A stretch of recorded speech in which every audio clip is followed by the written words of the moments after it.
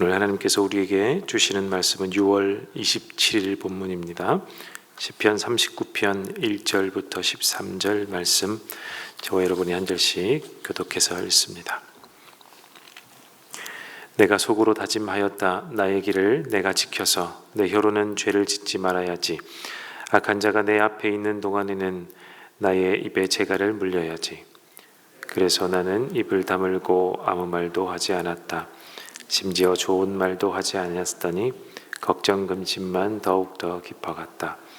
가슴속 깊은 데서 뜨거운 열기가 치솟고 생각하면 할수록 울화가 치밀어 올라서 주님께 아뢰지 않고는 견딜 수 없었다.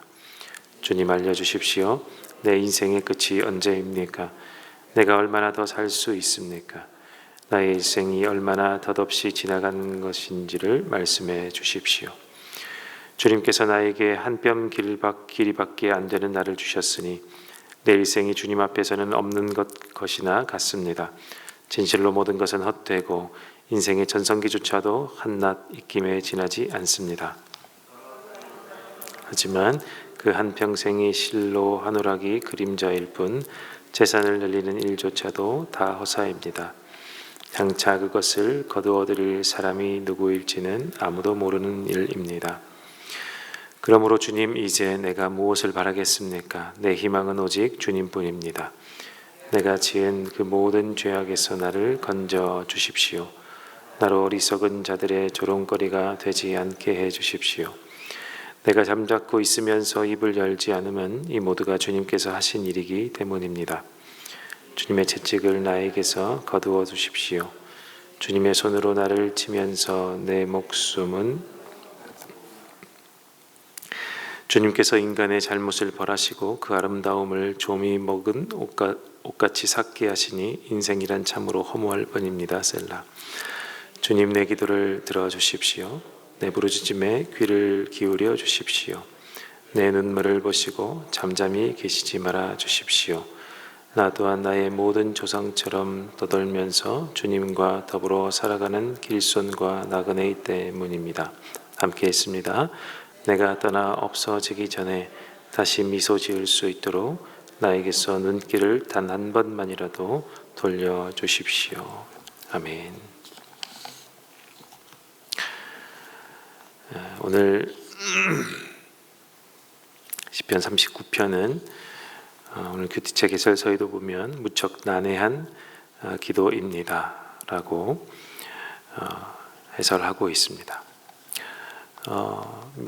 몇 차례 읽어보아도 맞는 말 같습니다. 문맥이 처음부터 끝까지 이어지는 듯 하지만 이 시기가 언제인지 정말 알 수 없을 정도로 좀 난해한 부분들이 이어지기 때문에 해석하기가 쉽지는 않습니다.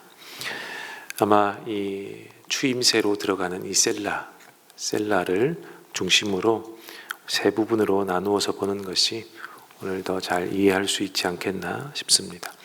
이 셀라라는 말은 목소리를 높이다, 찬양하다라는 이제 뜻인데, 이 추임새처럼 우리 국악에도 보면 얼수 이런 말처럼 추임새처럼 이렇게 집어넣는 것인데, 이게 아마 노래이다 보니까, 기도문이자 노래이다 보니까 중간에 추임새처럼 이렇게 들어간 것 같습니다.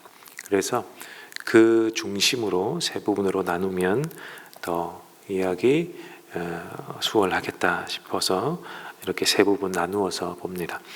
1절부터 5절을 보면 아마 회상하는 듯 합니다. 다윗이 회상하는 듯한데, 아마 이스라엘 나라가 우리 이제 전쟁을 통하여, 다윗이 전쟁을 통하여 강대국으로 되어가던 시절이거나 아니면 그 초창기 이제 나라가 힘을 얻어가는 그 시절에, 당시에 이 나라들은 고대 근동 지방이라고 하는 이 이스라엘 중심 그 나라들은 강대국이 되어가는 것은 여러 나라들을 통합하고 전쟁에서 이기고 그렇게 해야만 되는 거죠.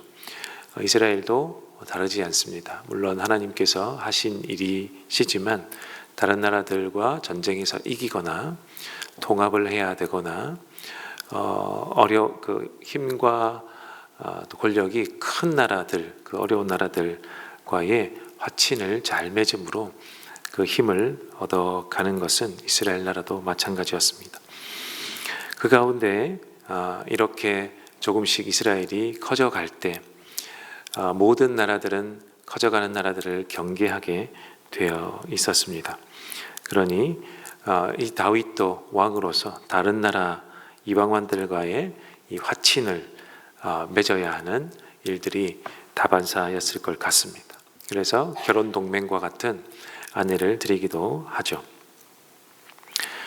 큰 나라에 이 화친을 맺을 때 이 다윗 왕 이스라엘이 작은 나라였다면 그 만나는 자리가 정말 쉽지 않은 자리였을 것 같습니다.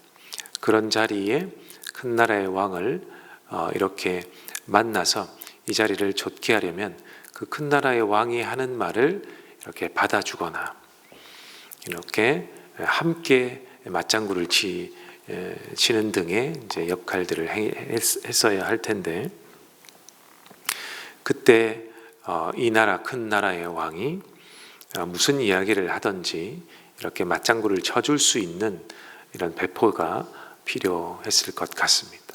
그런데 그 말들이 하나님의 이름을 모욕하거나 아니면 농담처럼 지나가는 이야기를 할지라도 하나님께 영광되지 않는 그 말에 동조하게 되는 것, 그 자리를 깨지 않으려면 동조하거나 아니면 맞장구를 치거나 이렇게 해야 되는데 다윗은 그렇게 할 수 없으니 침묵을 지키지 않았을까 생각이 됩니다. 또는 다윗이 이제 회상하는 것이니까 도망 다니던 시절에 이방 나라로 도망 다닐 때 그 힘센 자들 앞에서 하나님을 모욕하거나 조롱하는 그 자리에서조차도 말을 덧붙이거나 함께 할 수 없어서 침묵을 지켜야 하는 자리, 그런 자리를 우리가 상상해 볼 수 있을 텐데, 여기서 본인이 말을 섞거나 약자로서 자신의 하나님을 함께 조롱하는 그 위치에만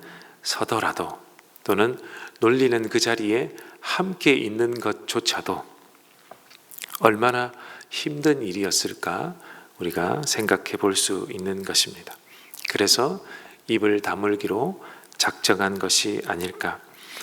그럼에도 불구하고 이 자리를 박차고 일어나거나 그 자리에서 하나님을 변호하거나 이렇게 하지 못한 것이 너무 수치스러울 수 있을 것 같습니다. 그래서 견딜 수 없는 마음이 아니었을까. 뒷일을 회상하면서 정말 내가 무엇이라고, 이 인생을 이렇게 이어가는 것이 무엇이라고 하나님 내가 그렇게 했었을까. 정말 회상하고 보니 이 세월이 그리 길지 않은데, 한낱 입김에 지나지도 않는데 내가 이 목숨을 부지하고자 이렇게 했던 것이, 그 자리들이 얼마나 괴로웠던지요. 이렇게 이야기하는 것이 아닌가 싶습니다. 우리 6절부터 11절을 보면 이것 또한 다윗이 회상을 하면서 후회하고 있는 장면으로 보이는데, 만약에 여러분께서 여러분 자신들이 세운 업적이나 한평생을 이렇게 들여서 정말 모은 부와 명예, 이런 것들이 좋기만 한 줄 알았는데, 이런 내가 세웠던, 내가 가졌던 이러한 모든 것들이 유산이 되어 내 자녀들에게, 후대에게 이렇게 이어졌을 때 선한 열매를 거두어들이면 참 좋은 것이겠지만, 오히려 그렇지 않고 내가 이루어 놓은 모든 것들을 통하여 내 후대의 자손들이 악한 열매들 거두는 씨앗이 된다면, 그것을 내가 보고 있노라면 어떤 마음이 들겠습니까? 자신이 세운 공이건 업적이건 모든 것이 악한 열매로 돌아온다는 것은 죄의 땔감 역할을 내가 한 것이라고 생각할 수 있기 때문에 후회스럽지 않겠습니까? 다윗이 이러한 것을 후회하고 있는 듯 보입니다. 그 그가 세웠던 모든 것들이 이 자손대에 아들대에 이르러서 죄의 땔감이 되는 것들을 볼 때 그러한 마음이 들지 않았을까. 자녀들이 아닐지라도 그 백성들이 그러한 유산을 가지고 죄악에 빠져드는 그러한 땔감을 내가 제공했다고 생각이 드는 순간 얼마나 허무하고 허무하겠습니까? 모든 이치가, 세상 이치가 그러한 것 같습니다. 선대가 존경받는다 해서 후대가 존경받는 것이 아닌 것처럼 선대가 모은 모든 무형의 자산들이 오히려 후대를 타락시키는 길을 여는 문이 되는 것들이 종종 혹은 자주 우리 주변에서도 일어나는 일들이 아니겠습니까? 요즘에 너무 많은 교회들이 이전보다도 더 크면 클수록 세습을 준비하고 있는 목회자들을 종종 우리가 이야기를 듣습니다. 아마 이것들이 이어지다 보니까 더 많아지는 것 같습니다.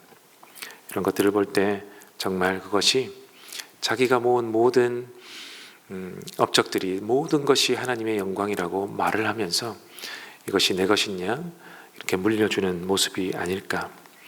아마 더 이후에는 이런 오늘 6절과 11절처럼 후회하는 마음이 아닐까 우리가 생각해 보게 되는 것입니다.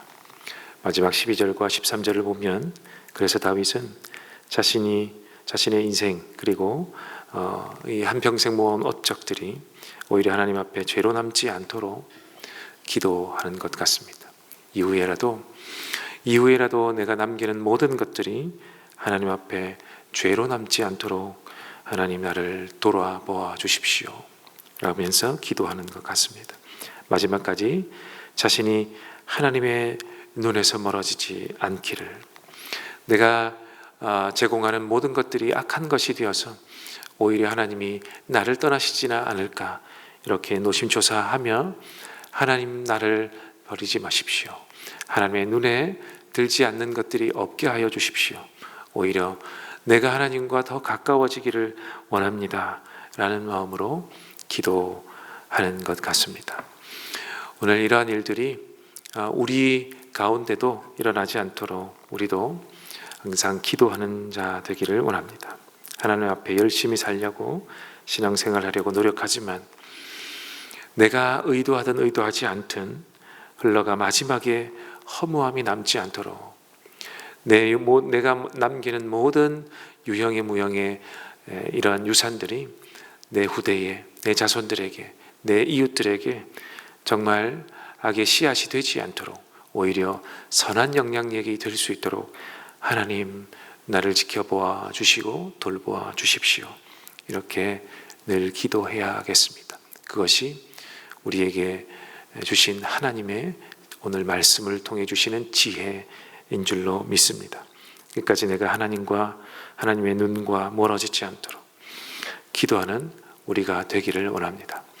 기력이 세할수록 눈이 멀었다는 표현에 성경의 인물들이 있습니다만 우리는 그러지 않도록 하나님 내 영혼의 눈이 멀지 않도록 하나님 도와주시옵소서라고 오늘도 그리고 항상 기도하는 저와 여러분 되시기를 주님의 이름으로 간절히 바랍니다. 우리 함께 말씀을 통해 지혜를 얻은 것이오니 우리 함께 기도하겠습니다.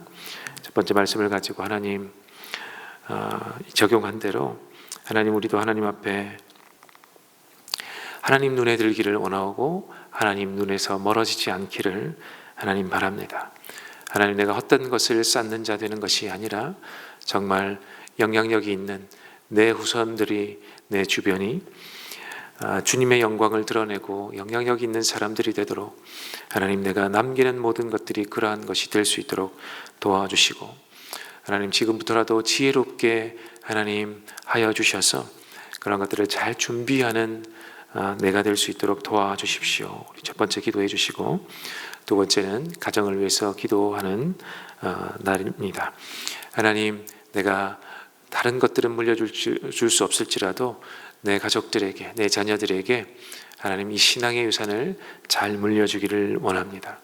하나님 나의 신앙이 끝까지 영향력 있는 신앙이 될 수 있도록 하나님 도와주시고 내 가정에 선한 영향력을 미치는 신앙이 될 수 있도록 하나님 나를 돌보아 주시고 우리의 가정을 돌보아 주시옵소서. 두 번째로 기도해 주시고 세 번째로 기도해 주실 때 우리 금요일과 토요일 집회가 있습니다. 하나님 김관성 목사님 모시고 말씀을 들을 때 하늘의 지혜를 얻는 귀한 시간이 되게 하옵소서. 온 교회가 정말 은혜 받는 시간이 되게 하옵소서. 집회를 위해서 기도해 주시고 우리 개인의 기도의 제목으로 함께 기도하시다가 돌아가겠습니다. 함께 기도하겠습니다.